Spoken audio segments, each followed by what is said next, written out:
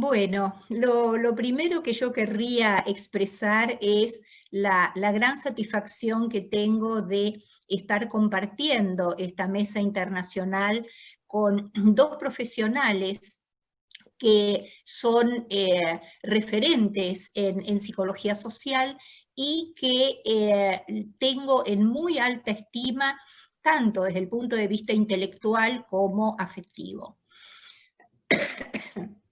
Quisiera situar cuál va a ser mi pensamiento, porque estoy centrada en lo que es el tema, digamos, ¿no? O sea, navegando en la pandemia y cuál es el impacto en los vínculos.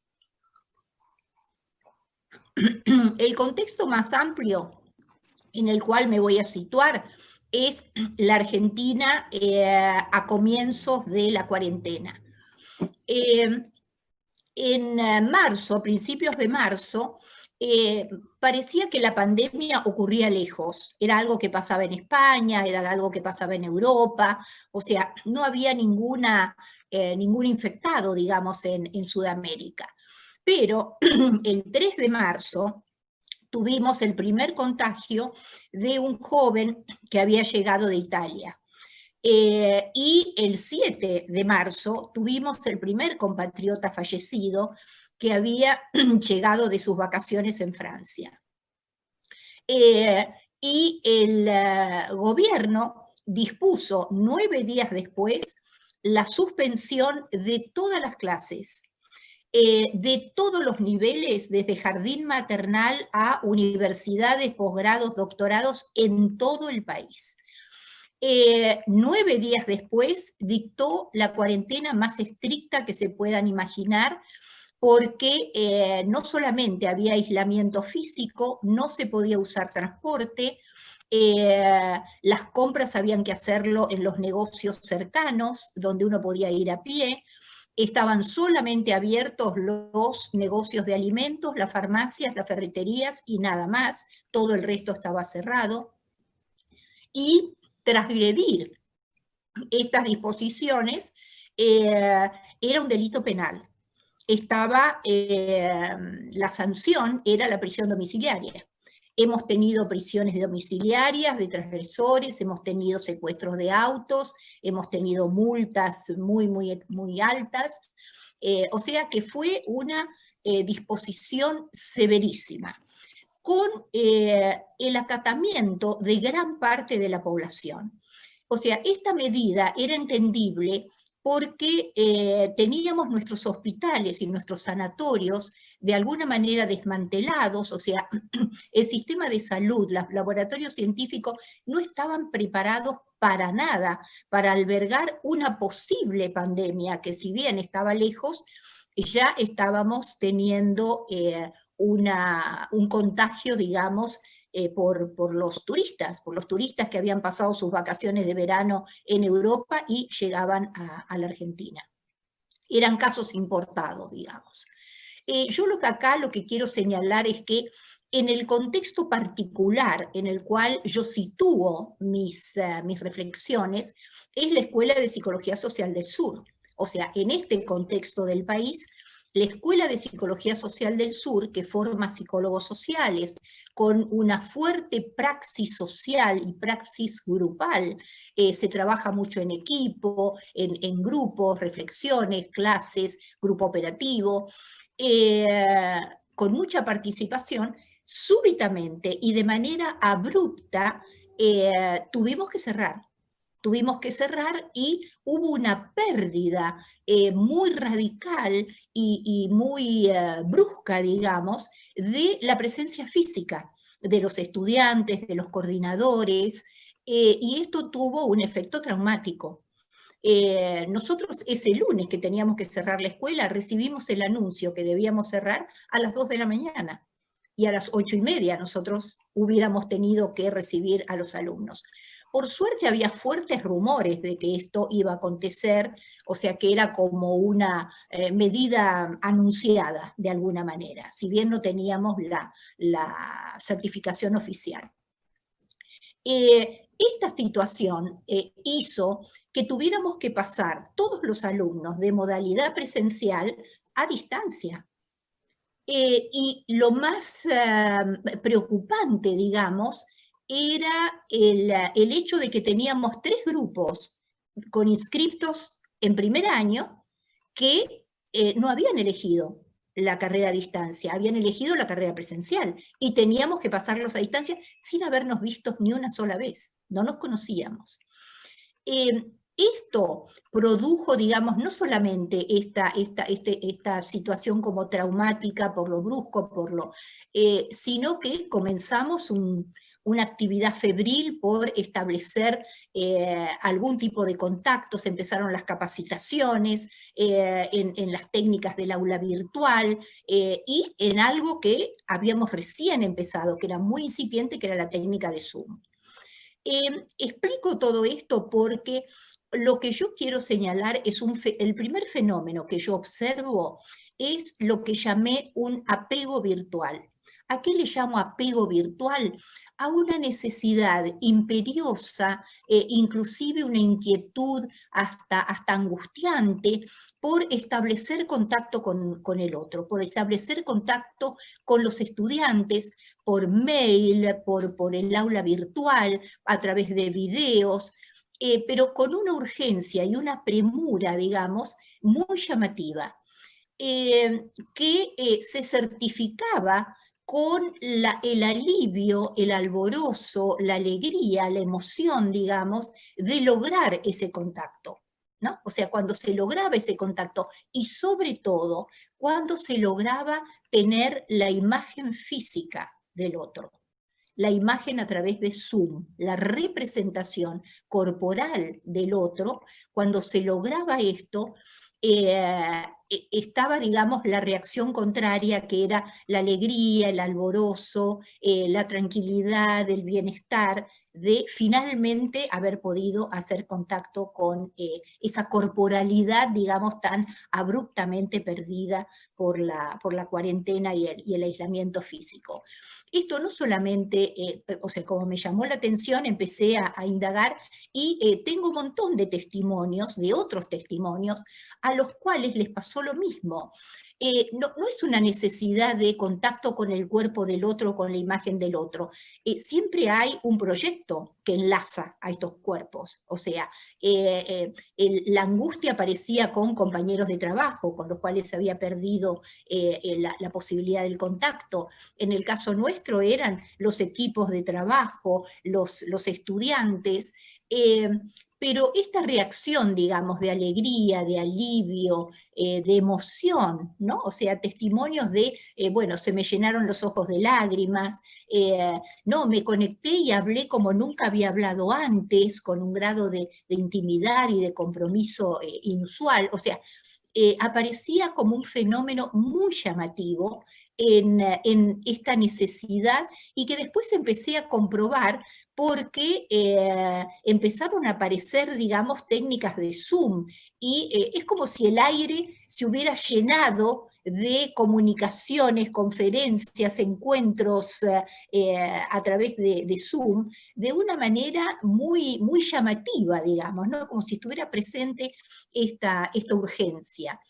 Esto me llevó a pensar en cómo teníamos que pensar los vínculos frente a estos fenómenos. O sea, para nosotros el concepto de vínculo es central.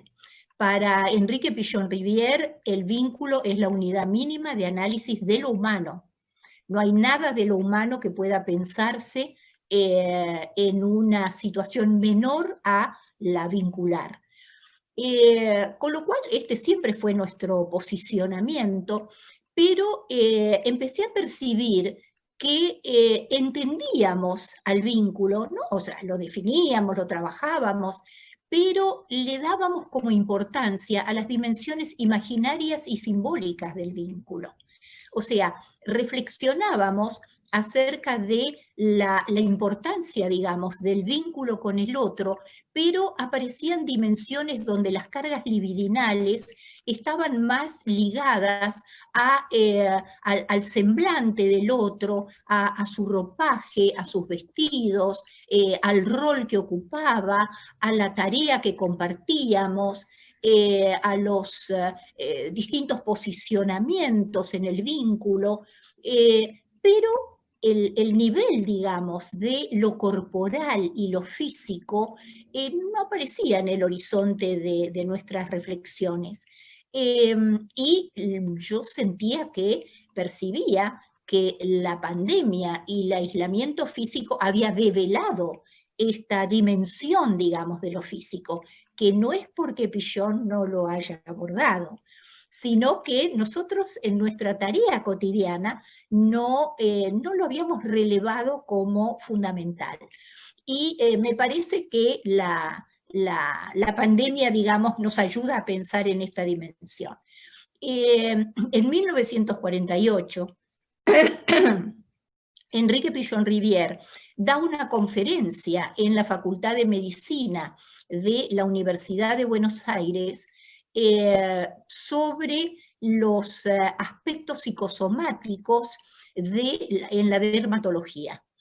Y ahí él habla de la vinculación respiratoria, dérmica y oral con la madre, como las dimensiones más primarias del vínculo, de esta primer vinculación, de este primer pattern, de este primer modelo, él va a decir que se va construyendo del vínculo.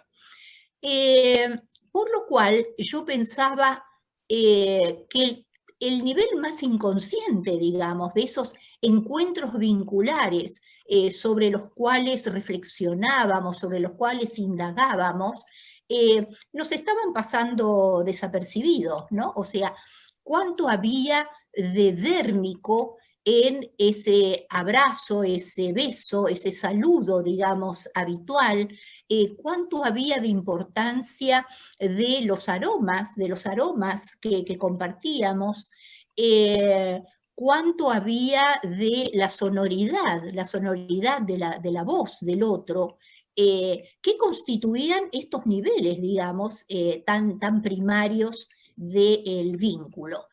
Hemos leído, digamos, sobre todo por testimonios antropológicos, cómo el olor es es una barrera de las clases sociales. La clase alta tiene que oler bien, y si es posible, a perfume francés, ¿no? O sea, hay un rechazo, digamos, de clases populares que está basado en el aroma, está basado en el olor, ¿no? Como si el oler feo fuera una causa del rechazo vincular y el rechazo del otro, digamos, ¿no? Y que tiene que ver con este nivel tan primario, tan primitivo, digamos, del vínculo, ¿no? Entonces, lo que me interesó poder reflexionar, digamos, y poder compartir con ustedes, es este fenómeno del apego virtual, o sea, de lo traumático, de la pérdida de los cuerpos de los otros, esta urgencia, ¿no?, que llamé apego virtual, por volver a contactar de alguna manera a través de significantes y, si era posible, a través de imágenes, ¿no? O sea, me surgía la metáfora de eslabones frágiles de una cadena que me hacía atravesar el abismo, digamos, con el otro, o maderas frágiles y vacilantes, ¿no?, pero que permitían ese cruce hasta la presencia del otro.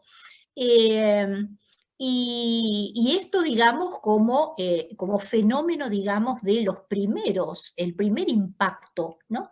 Y el primer fenómeno, digamos, o los primeros fenómenos relacionados con los vínculos.